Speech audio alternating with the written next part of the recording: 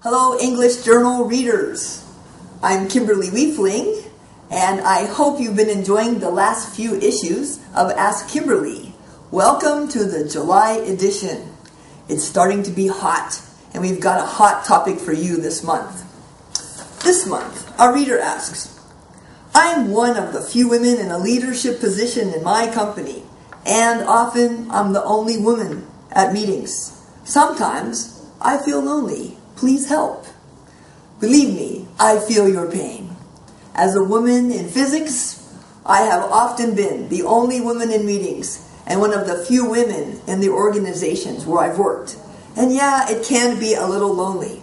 It's truly a pity there are so few women in leadership positions, because research has proven that companies with more women at higher levels in the organization make more money. And they contribute more to social causes, by the way. But you're not alone. Even if you feel lonely, other women are coming. Hang in there.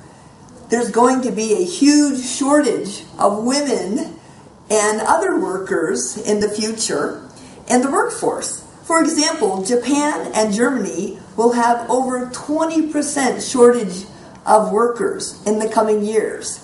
So women are going to be in very high demand in the future.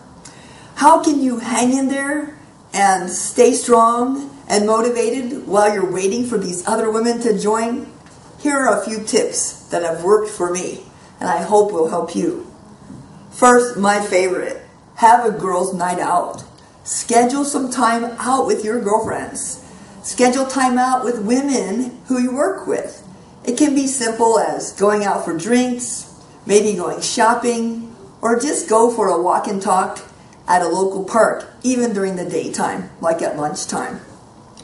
Another thing, a little more formal, is to start a professional women's network where you work. When I worked at HP, we had many organizations where women would come together to support each other, bringing women together even for lunch and learn. You can have speakers where you can exchange ideas. You can feel the support of other women at work. It can be very encouraging and helpful. And don't only look inside of your company. Look outside. There are professional women's networks outside of your organization where women from other companies can exchange viewpoints. I have found these organizations extremely friendly. I've gotten lots of terrific advice from women I've met through these organizations, and I highly recommend to join at least one professional women's network outside of the place where you work. And oh, by the way, reach out to men too. I love working with men, and building strong relationships with men at work can really help you feel more comfortable and more welcome while you're waiting for the other women to join you in your leadership positions. Especially forming strong relationships with your coworkers can help you feel more connected to what's going on at work. Go to a baseball game. What man can resist going to a baseball game? Schedule some events that can attract your male colleagues as well and get to know them socially. One of the most important, powerful tools, get a mentor. In fact, get several mentors. A high-level senior male mentor can really help you feel connected to what's going on in your organization. And he can give you great advice how to be successful in your career as a woman in a leadership position.